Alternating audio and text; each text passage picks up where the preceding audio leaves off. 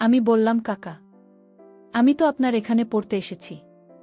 আপনি আমার সাথে এসব কি করছেন? এসব একদম বাজে কাজ, একদম খারাপ লোকের কাজ। আমি তো আপনাকে অনেক ভালো মনে করতাম, আপনাকে বাবার মতো মূল্যায়ন করতাম, আর আপনি আমার সাথে এসব করতে চাচ্ছেন? এসব কিছু ভাবতে আমার ঘৃণা লাগে। কাকা কাকা, আপনি এতটা নীচ আমি কখনো কল্পনাও করতে পারি নাই। আমার কথাগুলো শুনে কাকা বলল, তাসনিয়া, আমি তোমাকে অনেক ভালোবাসি। তুমি আমার বড় ভাইয়ের মেয়ে বলেই আমি তোমাকে কিছু বলতে পারিনি। আমি যে তোমাকে কতটা ভালোবাসি তা তোমাকে বোঝাতে পারি না। তাসনিয়া, সত্যিকার অর্থে আমি তোমার জন্য পাগল। তোমার এই রূপ, তোমার এই সৌন্দর্য, তোমার এই চেহারা আমাকে পাগল করে তুলেছে। প্লিজ তাসনিয়া, আমি যা করছি আমাকে তা তুমি করতে দাও। আমাকে বাধা দিও না। আজকে যদি আমার কাজে তুমি বাধা দাও, তাহলে আজকে আমি মরে যাব। প্লিজ তাসনিয়া, দয়া করে আজকে তুমি আমাকে বাধা দিও না। আমি বললাম, কাকা, আপনার যা মন চায় আপনি তা করেন। যা হয়েছে, যতটুকু হয়েছে তাই যথেষ্ট, আর না। আপনি যদি আরেকটু সামনে আগানোর চেষ্টা করেন, তাহলে এর পরিণাম খুব খারাপ হবে। আমি আমার কাকাকে এত কাকুতি মিনতি করার পরেও কাকা আমার ইচ্ছার বিরুদ্ধে খালি বাসায় একা পেয়ে আমার সাথে যা করল, তা শুনলে বন্ধুরা তোমাদের মাথা গরম হয়ে যাবে। বন্ধুরা, গল্পটি অনেক অনেক ইন্টারেস্টিং। আশা করি তোমরা পুরো গল্পটা শুনে অনেক মজা পাবে। আর বন্ধুরা, তোমাদের নিকট আমার ছোট্ট একটি অনুরোধ, তোমরা দয়া করে আমার চ্যানেলটিকে সাবস্ক্রাইব করে আমাকে সাপোর্ট করবে। হ্যালো বন্ধুরা, আমি তাসনিয়া ফারিন নোভা। বর্তমানে আমার বয়স 25। বর্তমানে আমি একটি বিশ্ববিদ্যালয়ের পড়াশোনা করছি। আজকে আমি তোমাদের মধ্যে যে গল্পটি বলবো, তখন আমার বয়স ছিল 14 কিংবা 15 বছর। আমি দেখতে খুবই সুন্দরী ছিলাম। ছোটবেলা থেকেই খুব পাখনা পাখনা কথা বলতাম, তাই আমাদের বাড়ির সবাই আমাকে নিয়ে হাসাহাসি করত। বয়সের তুলনায় আমি একটু বেশি বাড়ন্ত ছিলাম। খুব কম বয়সেই আমার সব ফুটে উঠেছিল। যাই হোক বন্ধুরা, আমি নিম্নবিত্ত পরিবারের একজন মেয়ে ছিলাম। আমার বাবা একজন কৃষক ছিলেন, আমার মা একজন গৃহিণী ছিলেন। আমার 3 কাকা ছিলেন। 3 কাকার মধ্যে সবাই আমাকে মোটামুটি ভালোবাসতেন, কিন্তু তার মধ্যে ছোট কাকা আমাকে সবচেয়ে বেশি ভালোবাসতেন। আমার ছোট কাকা তখনও বিয়ে শাদী করে নাই। তখন আমার ছোট কাকা পড়ালেখা অবস্থায় ছিল। আমার ছোট কাকা আমাকে অনেক বেশি আদর করত। আমি বুঝতে পারতাম, কিন্তু আদর করার ছলে আমার ছোট কাকা ছোটবেলা থেকেই মাঝে মধ্যে আমার সাথে অদ্ভুতভাবে আচরণ করত। আমার বয়স তখন কম ছিল, তো তখন আমি খুব একটা বেশি বুঝতে পারি নাই। কিন্তু যখন আমি বড় হতে লাগলাম, আমার বয়স বাড়তে লাগল, তখন আমি কাকার এই আচরণের মর্ম আস্তে আস্তে অনুভব করতে শুরু করলাম। একদিন কাকা অনেক দূরে মেলায় গিয়েছিল। মেলা থেকে আসার সময় আমার জন্য অনেকগুলো খেলনা নিয়ে এসেছিল, কারণ কাকা জানত আমি মেলার খেলাকে অনেক বেশি ভালোবাসি। কাকা মেলা থেকে খেলনার পাশাপাশি অনেক মজার মজার খাবার এবং মিষ্টি নিয়ে এসেছিল। কাকা মেলা থেকে সব কিছু নিয়ে এসে আমাকে ডাকাডাকি করতে শুরু করল, আমাকে খুঁজতে শুরু করল। আমাকে খুঁজে যখন কোথাও পাচ্ছিল না, আমি পাশের বাড়িতে আমার বান্ধবীদের সাথে ঘোরাঘুরি করতে চলে গিয়েছিলাম। তারপর কাকা আমার আম্মুকে বলল, ভাবি, অভাবি, এবা কোথায়? নোভা মাম্মির জন্য আমি অনেকগুলো খেলনা এবং খাবার নিয়ে এসেছি মেলা থেকে। তাড়াতাড়ি তাকে দেখে আমার কাছে পাঠাও। মেলা থেকে তার জন্য কিছু গহনাও এনেছি। আমি নিজের হাতে তাকে পুড়িয়ে দেব। তাড়াতাড়ি ভাবে ওকে আমার কাছে ডেকে পাঠাত। আমার প্রতি চাচার এরকম ভালোবাসা দেখে আমার আম্মু খুব খুশি হয়ে গেলেন। খুশি হয়ে আমাকে ডাকতে গেলেন। আমাকে ডেকে এনে কাকার কাছে পাঠালেন। আমি যেতেই কাকা আমাকে ধরে বললেন, মা, আমি কোথায় গিয়েছিলে তুমি? তোমার জন্য আমি কতক্ষণ ধরে অপেক্ষা করছি। আমি চাচার কাছ থেকে আমার নিজেকে ছাড়ানোর জন্য অনেক কৌশল করছিলাম, কারণ কাকার ধরার মুখটাই ছিল অন্যরকম। কিছুক্ষণ পর আমি কাকার কাছ থেকে নিজেকে ছাড়িয়ে নিলাম। তারপর কাকা আমাকে গহনা, খেলনা এবং খাবারের পুষ্টিগুণও দেখিয়ে বলল, মানভা, এসব তোমার জন্য। আমি এই সমস্ত কিছু দেখে কাকার কিছুক্ষণ পূর্বের আচরণ আমি তাৎক্ষণিক ভুলে গেলাম। কাকা আমাকে একটি একটি করে সব কিছু দেখাতে শুরু করল, গহনা, খাবার এবং খেলনা।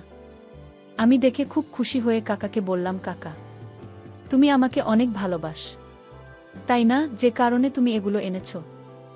আমিও কাকা তোমাকে অনেক বেশি ভালোবাসি। কাকা আমার মুখ থেকে ভালোবাসার কথা শুনে একটা মুচকি হাসি দিয়ে বলল, সত্যি মা মনি, তুমি আমাকে অনেক ভালোবাস। ঠিক আছে মামনি, তুমি যদি আমাকে ভালোবাসো তাহলে তোমাকে একটা পরীক্ষা দিতে হবে। দেখি তুমি আমাকে কতটুকু ভালোবাসো।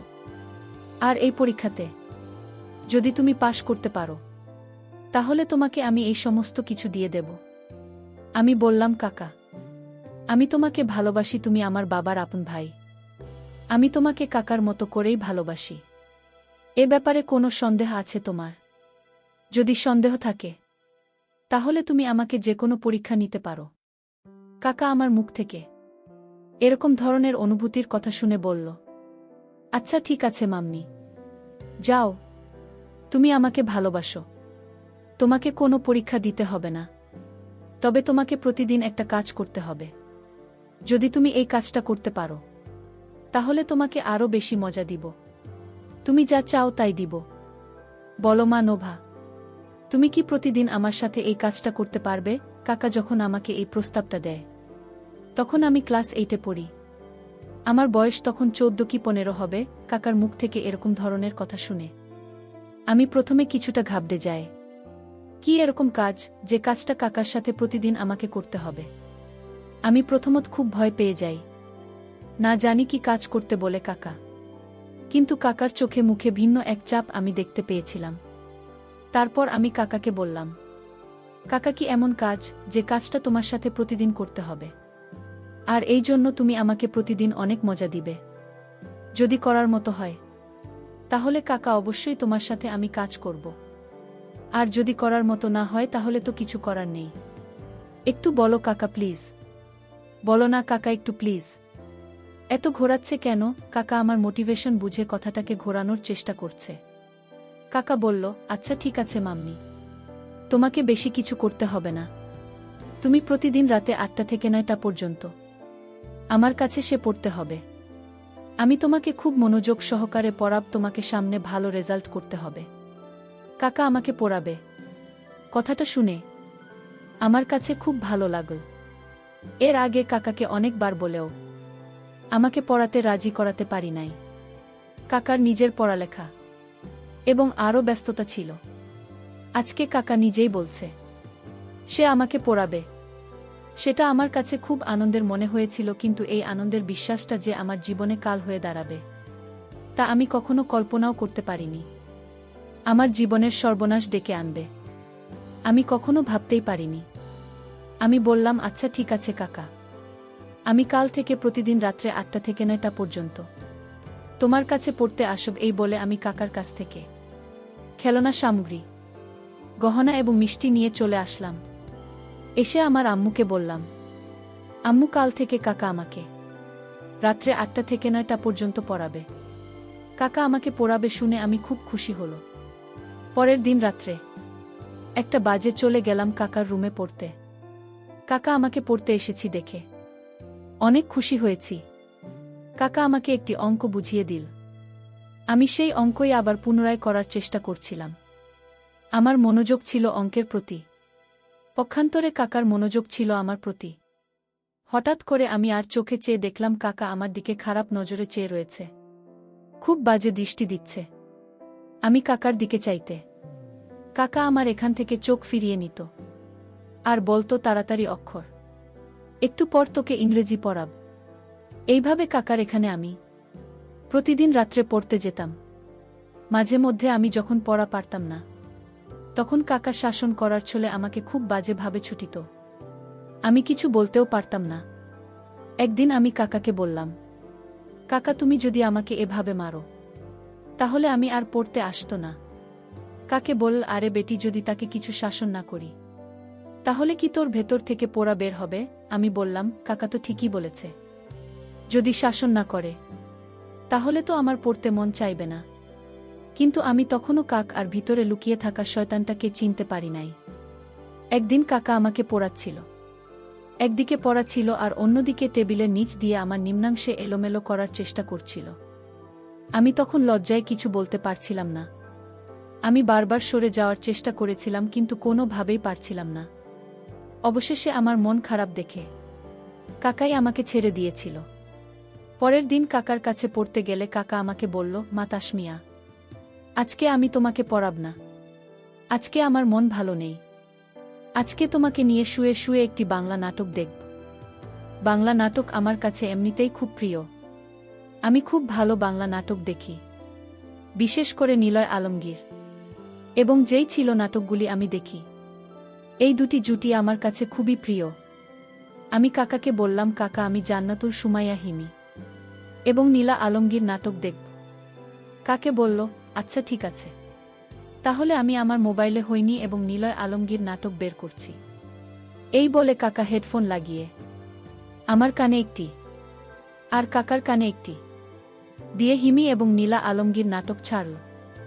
আমি তো মনের সুখে নাটক দেখতে শুরু করলাম, কিন্তু এর ভিতরে যে কাকার মূল শয়তানি রহস্য লুকিয়েছিল তা আমি কখনো বুঝে উঠতে পারিনি।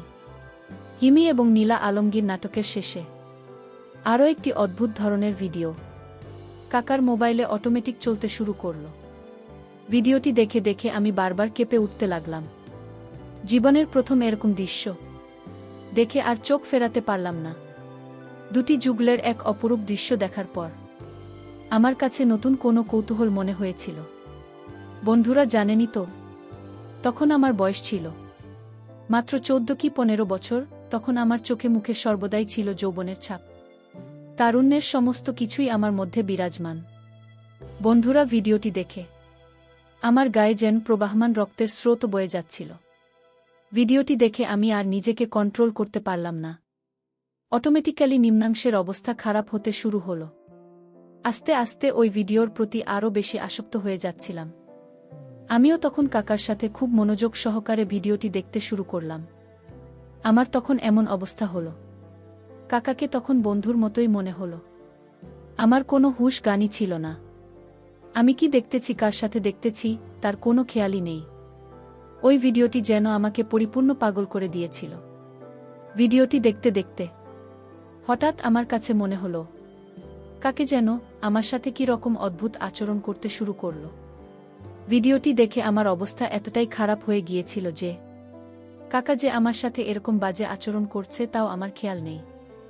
মানে আমি যেন একটা কাকতারুয়া হয়ে গেছি। কাকার যেমন চায়, যেভাবে মন চায় তার কাজ চালিয়ে যাচ্ছে, কিন্তু আমি কোনো বাধা দেওয়ার প্রয়োজনই মনে করেছিলাম না। ভিডিওটি আমাকে এতটুকুই আসক্ত বানিয়েছিল যে যেখানে আমার নিজের কাকা আমার সব কিছু লুটে নিয়ে যাচ্ছিল, তারপরও আমি থাকি কিছু বলার মতো অনুভূতি খুঁজে পেলাম না। কাকা আর আমি একাকিত্বে রুমের মধ্যে চলছে এক ভিন্ন রকম প্রতিযোগিতা। কাকা যখন পূর্ণ নিয়ন্ত্রণ আনতে যাবে তখন আমার হুঁশ ফিরে আসে। আমি চোখ মেলে চেয়ে দেখি কাকা আমার উপর অন্তিম তাণ্ডব শান্তি শুরু করতে চলেছে। আমি বললাম, কাকা, আমি তো আপনার এখানে পড়তে এসেছি। আপনি আমার সাথে এসব কি করছেন? এসব একদম বাজে কাজ, একদম খারাপ লোকের কাজ। আমি তো আপনাকে অনেক ভালো মনে করতাম, আপনাকে বাবার মতো মূল্যায়ন করতাম, আর আপনি আমার সাথে এসব করতে চাচ্ছেন? এসব কিছু ভাবতে আমার ঘৃণা লাগে। কাকা কাকা, আপনি এতটা নিচে আমি কখনো কল্পনাও করতে পারি নাই। আমার কথাগুলো শুনে কাকা বলল, তাসনিয়া, আমি তোমাকে অনেক ভালোবাসি। তুমি আমার বড় ভাইয়ের মেয়ে বলে আমি তোমাকে কিছু বলতে পারিনি। আমি যে তোমাকে কতটা ভালোবাসি তা তোমাকে বোঝাতে পারি না। তাসনিয়া, সত্যিকার অর্থে আমি তোমার জন্য পাগল। তোমার এই রূপ, তোমার এই সৌন্দর্য, তোমার এই চেহারা আমাকে পাগল করে তুলেছে। প্লিজ তাসনিয়া, আমি যা করছি আমাকে তো তুমি করতে দাও, আমাকে বাধা দিও না। আজকে যদি আমার কাজে তুমি বাধা দাও তাহলে আজকে আমি মরে যাব। প্লিজ তাসনিয়া, দয়া করে আজকে তুমি আমাকে বাধা দিও না। আমি বললাম, কাকা, আপনার যা মন চায় আপনি তা করেন। যা হয়েছে, যতটুকু হয়েছে তাই যথেষ্ট। আর না, আপনি যদি আরেকটু সামনে জাগানোর চেষ্টা করেন তাহলে এর পরিণাম খুব খারাপ হবে। আমি আমার কাকাকে এত কাকুতি মিনতি করার পরেও কাকা আমার ইচ্ছার বিরুদ্ধে খালি বাসায় একা পেয়ে আমার জীবনে প্রথম অভিষেক ঘটিয়েছিল। জীবনে প্রথম আমি এরকম পরিস্থিতিতে আমার হৃদয়ে রক্তক্ষরণ হয়েছিল। তারপর থেকে বন্ধুরা, আমি আমার কাকার ধারে কাছেও আমি যাইনি। এখন আমি বিশ্ববিদ্যালয়ের একজন ছাত্রী। চাইলে এর প্রতিবাদ করতে পারি, কিন্তু না, আমি তা করব। এতে আমার বাবা এবং চাচার মধ্যে বড় ধরনের ঝগড়া হতে পারে। তাই এর বিচার একজনের কাছে দিয়ে দিলাম। ভাবলাম কোনো না কোনো দিন হয়তো এর বিচার পাবে।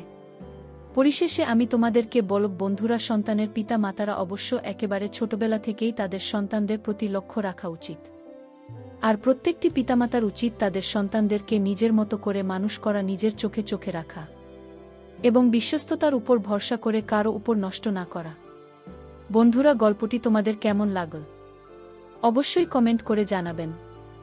বন্ধুরা, আজকে এই পর্যন্তই, আবারও আসব তোমাদের মধ্যে নতুন কোনো গল্প নিয়ে। গল্পটি যদি তোমাদের ভালো লাগে তাহলে একটি লাইক দাও। প্রতিদিন আমি তোমাদেরকে এই রকম ইন্টারেস্টিং একটা করে নতুন গল্প উপহার দিব। তাই তোমাদেরকে অনুরোধ করে বলছি, তোমরা যদি এরকম ধরনের ইন্টারেস্টিং গল্প পেতে চাও তাহলে দয়া করে আমার চ্যানেলটি সাবস্ক্রাইব করো। অবশেষে তোমাদের সকলের সুস্বাস্থ্য কামনা করি। ভিডিওটি দেখার জন্য তোমাদের সকলকে অসংখ্য ধন্যবাদ।